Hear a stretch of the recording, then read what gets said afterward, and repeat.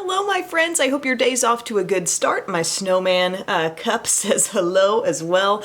I'm so pumped about this video. It's going to be a little bit of a challenge for me, maybe a challenge for you all as well if you want to try this at home, or at least give your response in the comments section to what I'm doing and share what you would do. Or maybe other creators want to try this as well, kind of like a tag. But basically, it's a 5-product glam full face, trying to make it as glam as possible, see, out of 5 products only. So this causes you to really think about, what do I absolutely need? For me, there's a lot that I would need to cast off from my normal routine because I often use many more than 5 products. So it makes you look at what you really need, and it also makes you think about those things that could be like dual purpose, more than one function, things that could be stretched a little bit for multiple needs on the skin. And I just thought it might be entertaining for viewers to see those of us who go through a get ready with me. I know just the other day I did a get ready with me. My list of products was so long. I think it would be fun for us to try to minimize a little bit and see if we can pull it off. So the rules are: use only 5 things,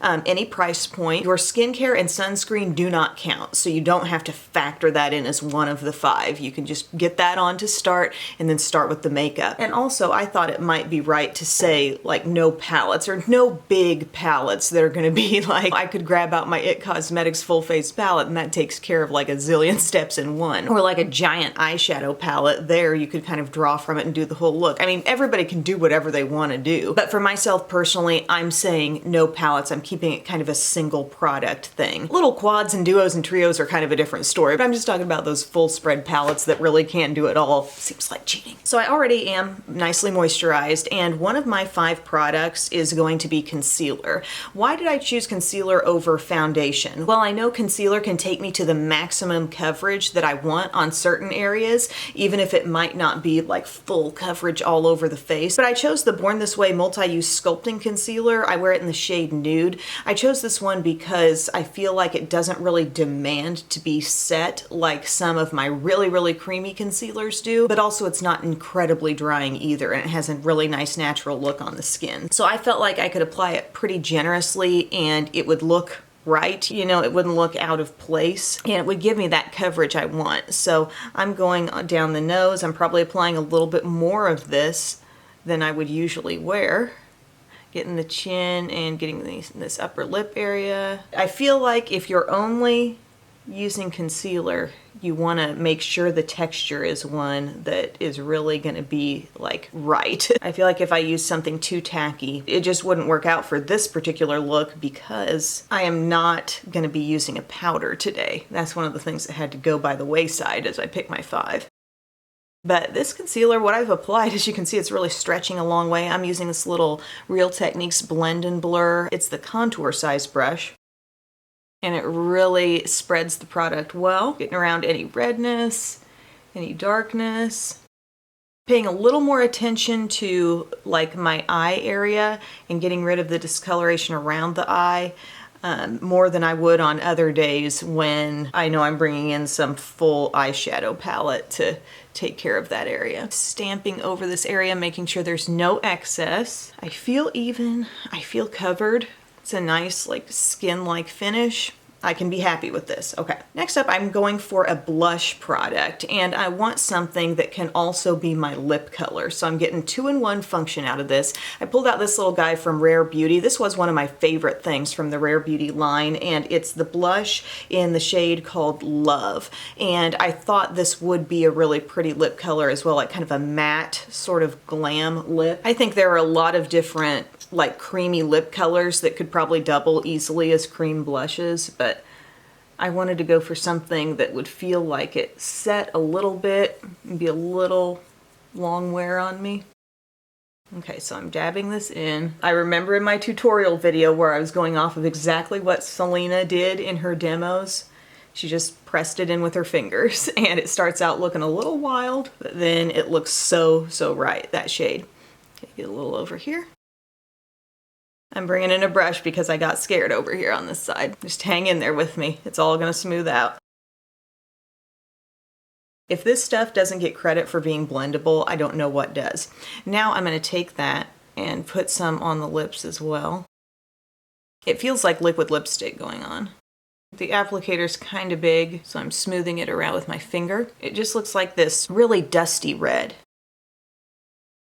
Next up, I've got kind of like eyeshadow, inner rim brightener, highlighter all in one. I chose my ABH double-ended highlighting stick, and it's got the matte camille and the sand shimmer. So I'll jump in and just use the matte first. I know that's going to go in my lower inner rim for a lot of nice brightness there. That's always what I like to put in that area.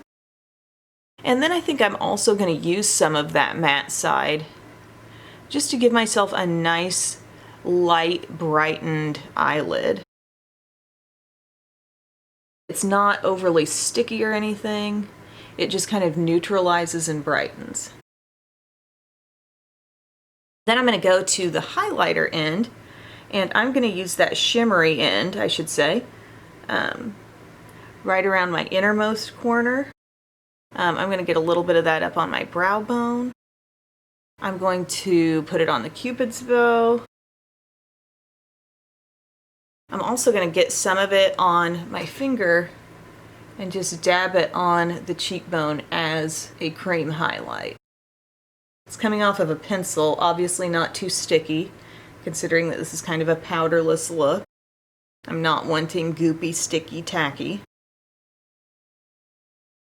So far for this face we've used the concealer, the blush, which also turned out to be a lip, this little multitasking pencil, and now I'm going to use something that can be both brows and eyeliner, and this is from e.l.f. and it's the Lock-On Brow and Liner Cream. I wear it in the shade Espresso, which is like a black-brown color. I think that's why it ends up working so well, because this looks like a near black liner, but it also works in my brows. And I've got just a little angled brush here that I can use to put that through my brows very, very easily. It's super creamy.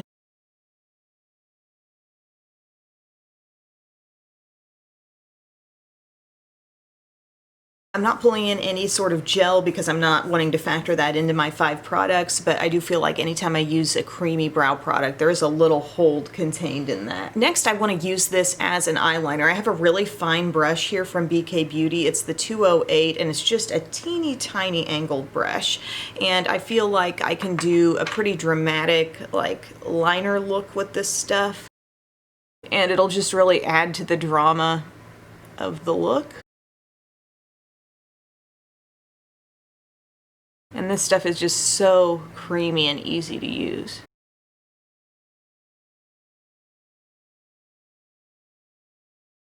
Sorry, not a lot of narration here. Things can get kind of quiet when I'm focusing on a wing. Okay, now the easy part, just pulling it in. Now I'm thinking, what if I take more of a smudgy brush, like my E21 smudge brush from Sigma, kind of like, you know, smudge a little off there.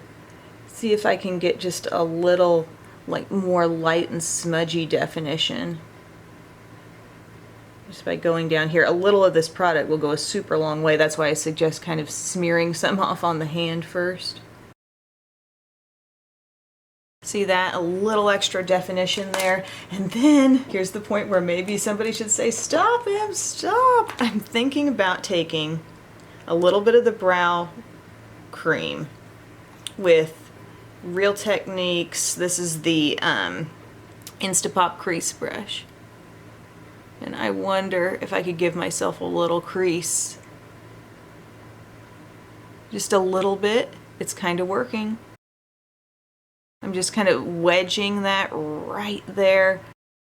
Oh my gosh, it kind of worked really nicely actually. What I did was I just really smudged it out on my hand and then pulled it from there. Definitely don't want to just dip straight into the container.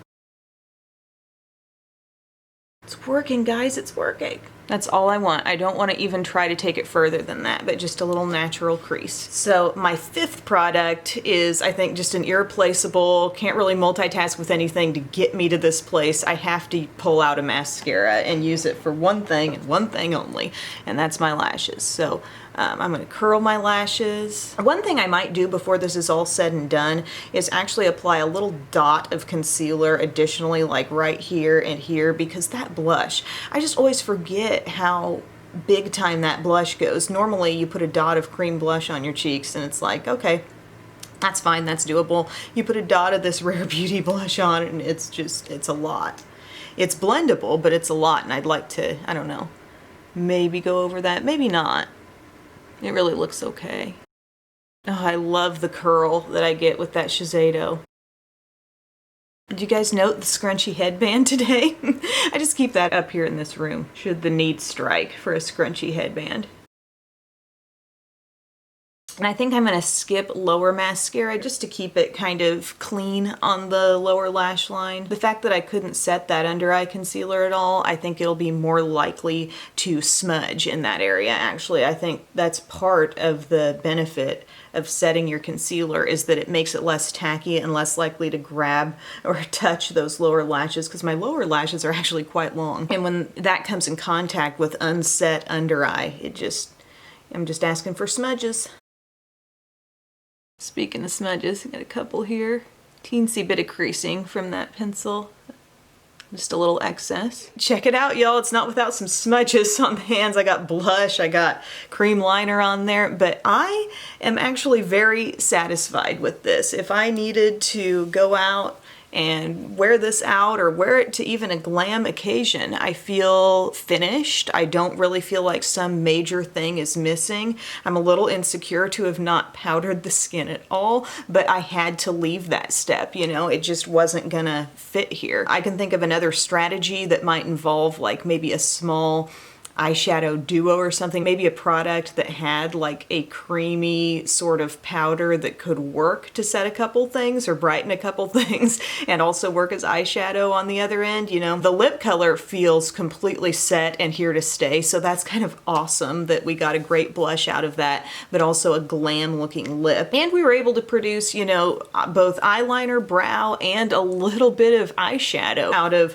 an amazing, I think it's a $4 product here. So product 1, 2, 3, 4, and 5. That's my 5. Thank you guys so much for watching. If you want to let me know in the comments section what 5 things you think you would pull together for a full face that you're trying to make a little bit more on the glam side, let me know. I'm excited to read your responses and also tell your favorite creators about this. Say, hey, Em did this fun video. I want you to do it too. Pass it along, and I will see you guys very soon. Bye.